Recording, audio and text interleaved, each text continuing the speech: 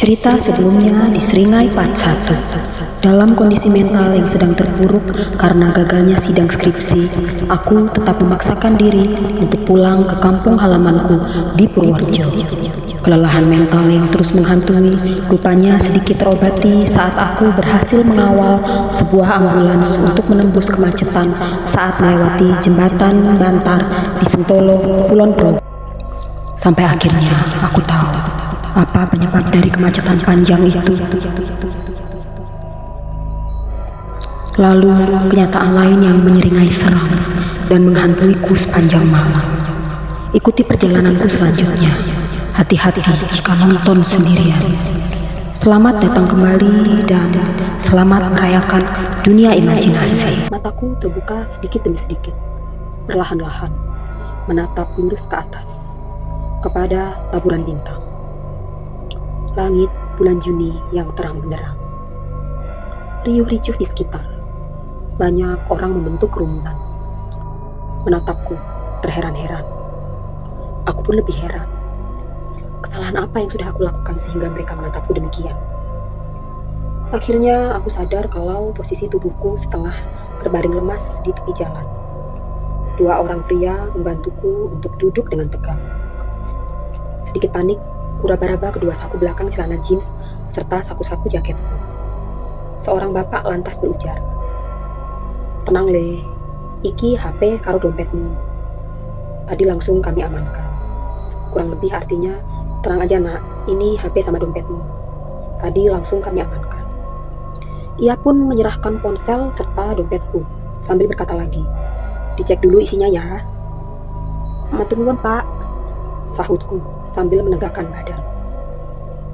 Tanpa mengecek isinya seperti saran si bapak, aku langsung menyimpan kedua barang pribadiku itu ke kantong ranselku yang tergeletak di atas aspal. Ya malu juga kan, hanya ada 20.000 perak di sana. Mana mungkin orang lain akan tega mengambilnya. Lalu seorang ibu mendekatiku seraya memberi segelas teh hangat. Kuteguk cepat-cepat tanpa banyak bertanya. Meskipun di sudut hatiku yang paling dalam, aku masih bingung. Apa yang terjadi pada diriku? Mahasiswa jurusan pendidikan bahasa Inggris yang malang dan gagal ujian skripsi ini. Dalam posisi masih terduduk di tepi jalan, selama bermenit-menit aku tetap ngeyel pada orang di sana dan mengatakan kalau tadi aku sudah berada di sekitar pom bensin yang jaraknya 3 km ke arah selatan. Agaknya mereka kesal dan menganggapku aneh. "Nak, kamu dari tadi di sini, di perempatan lampu merah ini." Ibu yang memberiku teh hangat itu berkata dengan nada lembut, kemudian menunjuk ke traffic light dan jembatan layang di seberangnya. Tentu aku tahu persis itu adalah perempatan Melo Salamrejo. Terdiam kaku mulutku.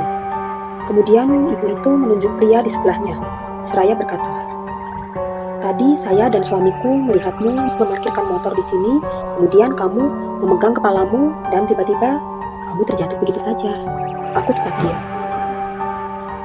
Ibu tadi melanjutkan perkataannya. "Rumah kami di seberang sana. Untung saja jalanan lagi sepi.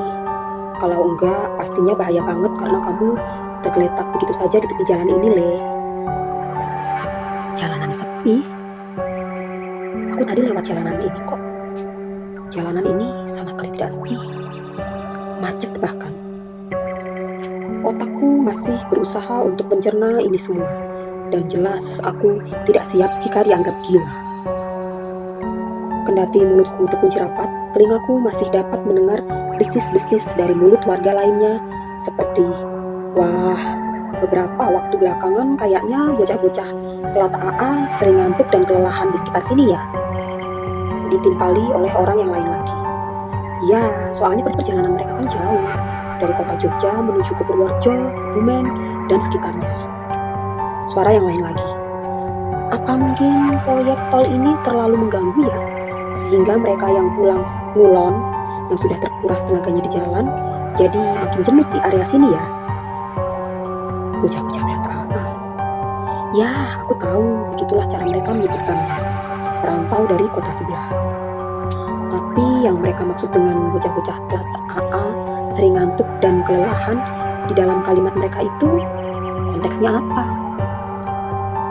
"Le, Apa kami perlu menelpon orang tuamu atau kamu ingin beristirahat di rumah kami saja? Karena ini sudah larut malam.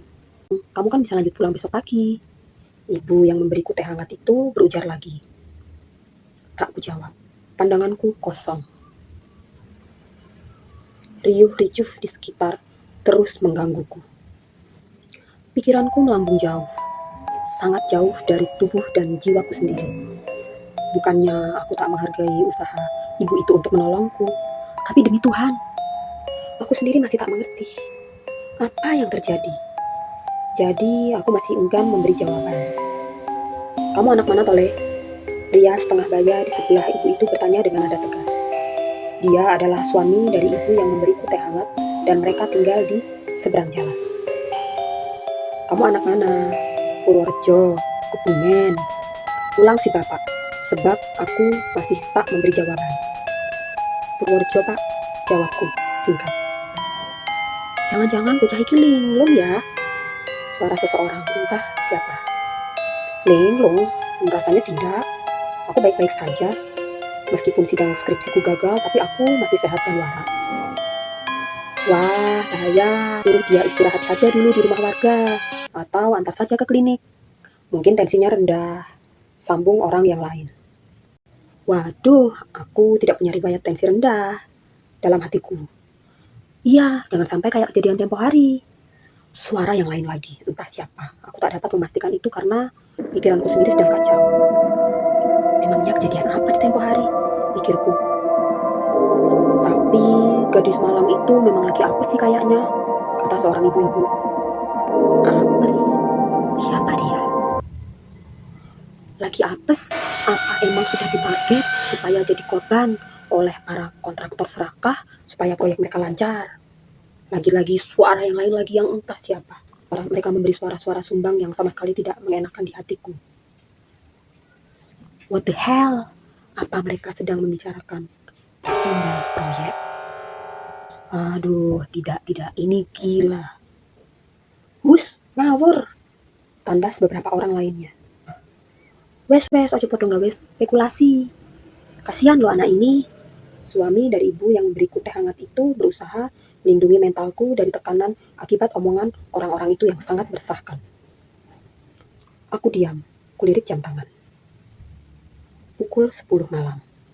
Harusnya sekarang aku sudah tiba di rumah dengan aman. Le, sebaiknya kamu menenangkan diri dan beristirahat saja di rumah kami. Nanti saya laporkan identitasmu ke Pak RT, kata si bapak itu lagi.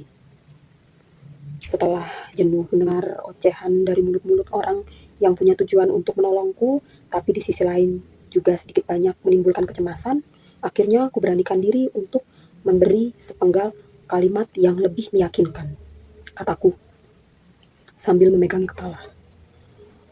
Pak, maaf, saya merepotkan. Tapi saya sungguh-sungguh masih tidak mengerti. Kenapa saya kembali ke sini lagi? Seingat saya, tadi saya sudah sampai di pom bensin Sukorno sambil membukakan jalan untuk sebuah mobil ambulans. Tapi kenapa sekarang saya ada di sini lagi? Loh, untuk hal itu kami juga tidak tahu. Atau sebaiknya kamu hubungi saja orang tuamu, Le, supaya mereka bisa segera menjemputmu di sini. Tandas bapak itu cepat. Dia tidak ingin berdebat denganku. Agaknya bapak itu juga menganggapku sedikit aneh, serta linglung. Hanya saja beliau tidak menunjukkannya secara terang-terangan seperti orang-orang. Hanya ia dan istrinya yang masih sabar padaku sambil tetap berjongkok, menunggu keputusanku. Mataku berkeliling pada seluruh wajah orang-orang yang menatapku sambil mengingat-ingat lagi. Kejadian apa yang terakhir kali menimpaku selama perjalanan tadi? Sedikit demi sedikit ingatan itu mulai muncul. Pak, ucapku pada bapak tadi, suami dari ibu yang memberi teh hangat. Sudah berapa lama saya pingsan, Pak? Soalnya sekitar jam 7 tadi, saya lewat sini, di sini macet sekali. Bapak itu mengernyitkan keningnya, lalu menoleh pada proyek tol di seberang jalan yang ditutupi oleh seng-seng tinggi. Ia pun menjawab, lah, Sudah 3 hari ini mereka berhenti. Aku tertegun, membisu. Suara desas, desus, desis kembali terdengar. Wes yo, bubar. Bocah ra jelas. Mau ditolong kok malah masih ngeyel. Ujar seseorang kesal padaku. Oh, bocah iki mendem apa piye toh? Lawang dalan iki lancar dari tadi kok. Tandas yang lain. Benar kan, kini mereka mulai menuduhku gila atau mabuk miras. Satu persatu orang-orang itu meninggalkanku. Ada yang langsung menyeberang jalan, ada yang menaiki kendaraannya, ada pula yang berlalu begitu saja. Membuatku terduduk sepi hanya bersama bapak dan ibu yang memberiku teh hangat. Mereka masih tetap setia menemaniku. Nampaknya mereka berdua tetap berusaha memberiku ruang yang cukup untuk berpikir. Lambat laun ku tarik napas lega, sebab tubuhku sudah terbebas dari tatapan mata banyak orang yang membuatku makin tertekan. Pelan-pelan, kedua mataku mulai berkeliling dan tiba-tiba berhenti di satu titik di tengah jalan. Tadinya pandangan mataku tertutupi oleh orang-orang yang mengerumuniku, tapi kini aku bisa melihat dengan jelas. Pelan-pelan, kedua mataku mulai berkeliling dan tiba-tiba berhenti di satu titik di tengah jalan. Perempatan jalan itu sepi. Terlihat proyek tol layang dengan tiang-tiang penyangga raksasa yang masih terbengkalai dan sebuah kren di dekat area yang ditutup oleh dinding semi permanen berbahan seng. Kren itu... Maaf ya Le, kalau orang-orang tadi bicaranya agak aneh dan ngawur. Maklum orang desa, kata ibu pemberi teh hangat itu. Padahal aku sendiri juga orang desa. Telingaku mendengarnya, tapi mulutku masih terkatup dan mataku terus fokus ke tengah jalan. Si bapak melanjutkan perkataan istrinya. Katanya, soalnya kami warga sekitar sini, kami juga masih trauma Le. Sejak proyek itu dimulai sebulan yang lalu, sering sekali terjadi kecelakaan di sini. Kecelakaan? Iya, aku ingat kecelakaan itu. Tadi aku melewatinya di sini, tepat di area ini. Bahkan kecelakaan itu pula yang menyebabkan kemacetan panjang. Tapi sekarang, mana? Secepat itukah semuanya dibereskan? Saking seringnya kecelakaan, warga jadi mengaitkannya dengan hal-hal mistis Le. Ya, sekali lagi maklum lah, namanya juga orang desa.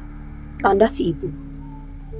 Iya, padahal kan memang mungkin secara teknis area ini terlalu sempit jika harus dibangun tol, sebab jembatan layang di barat itu masih difungsikan juga. Istilahnya lalin jadi crowded gitulah ya. Yah, ujung-ujungnya jadi sering kecelakaan. Kejadiannya macam-macam. Entah itu pengendara motor yang tiba-tiba saja terpeleset di tengah jalan, pejalan kaki yang terserempet mobil, dan yang terakhir 3 hari lalu. Benar-benar tragis. Sampai proyek tol itu harus dihentikan sementara waktu karena keluarga korban menuntut keadilan. Si bapak menerangkan panjang lebar. Mataku yang tadinya tegang kini menyusut layu. Meskipun begitu, pandanganku tak ingin lepas dari satu titik di tengah jalan. Sementara itu, kegelapan menjalar makin hitam. Angin dingin musim kemarau menusuk-nusuk punggung serta dadaku. Sedikit terisak, si ibu melanjutkan omongan suaminya. Katanya, korban itu seorang anak gadis Le, masih sangat muda, mahasiswa juga, sama sepertimu. Mataku berkedip, mulai sadar dengan apa yang terjadi. Cepat-cepat mulutku menyahut perkataan ibu itu, kataku, dan dia mengendarai sebuah mobil berwarna silver. Plat mobilnya AA, sama seperti motor saya. Tak dapat kulihat langsung bagaimana reaksi kedua orang itu setelah mendengar perkataanku barusan, sebab mataku masih tetap tertuju ke arah lain, ke tengah jalan, di mana seorang gadis menari-nari tersorot cahaya purnama di bulan Juni yang terang benderang. Sementara itu, Si ibu yang memberiku teh hangat tiba-tiba menunjuk ke arah motorku dengan panik. Suaminya lantas turut terkejut setelah menoleh ke arah motorku yang terparkir dalam jarak sekitar 3 meter saja dari kami bertiga. Kudengar dengan jelas perkataan mereka berdua. Lantas kulayangkan pandang kepada motor Supra tua tahun 2006 milik bapakku itu. Si ibu, "Ya Gusti, tangki motornya bocor. Ya Allah, kasihan sekali kamu nak." Si bapak pun turut menyahut, katanya, "Untung saja kamu nggak melanjutkan perjalananmu. Wes, ini sudah yang terbaik." Lalu kata si ibu lagi, "Iya, untungnya dia berhenti dan tidak sadarkan diri di sini. Memang takdir Tuhan yang menolongmu nak. Tapi kenapa tidak ada yang melihatnya dari tadi ya? Mungkin karena kita lebih fokus sama kondisi kesehatan anak ini, jadi tidak sempat memperhatikan kondisi motornya." Samar-samar kulihat titik demi titik bensin menetes dari bagian bawah motorku. Karena motor itu terparkir jauh dari jangkauan cahaya lampu, sehingga tak ada yang menyadarinya dari tadi. Si ibu terus mengucapkan kalimat syukur dan si bapak menyuruhku menghubungi keluargaku. Lalu beliau pun menawariku untuk tidur di rumahnya saja. Besok pagi, motorku bisa diperbaiki di bengkel terdekat. Kuangguk-anggukan kepalaku, tanda setuju, dan tak dapat mengucapkan kata-kata yang lain selain matur nuwun. Mereka benar, betapa beruntungnya aku. Jadi, itulah alasannya mengapa selama perjalanan ini aku tak pernah diizinkan untuk berhenti di pom bensin manapun. Dengan tegar, kutundukkan kepala. Kupejamkan mata sejenak agar aku bisa membenamkan pikiran sedalam-dalamnya dan mencerna seluruh kejadian yang kualami dalam sehari. Mulai dari rasa sedih dan kecewaku pada skripsiku sendiri, lalu tentang perjalanan panjang malam ini, dan bagaimana aku berulang kali mengurungkan niat untuk mampir di pom bensin. Lantas pertemuanku dengan mobil ambulans yang berakhir dengan kejadian aneh begini. Kini seluruh ingatanku sudah lengkap. Saat membuka mata perlahan-lahan, kuberanikan diri untuk menyeberangkan mata lagi ke tengah jalan sana. Gadis bergaun duka itu menari-nari indah. Tubuhnya melayang-layang, bersama wangi darah yang sebelumnya pernah tercium juga olehku di dunia yang lain beberapa jam sebelum ini. Lalu ia menoleh ke arahku, menyeringai seram, sama persis seperti senyumnya yang sempat kulihat di dalam mobil ambulans.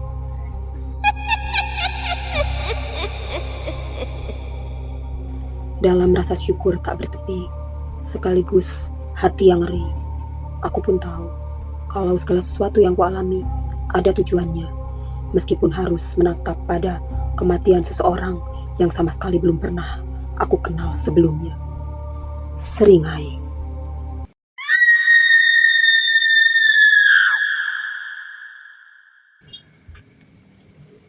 Sampai jumpa di video-video selanjutnya.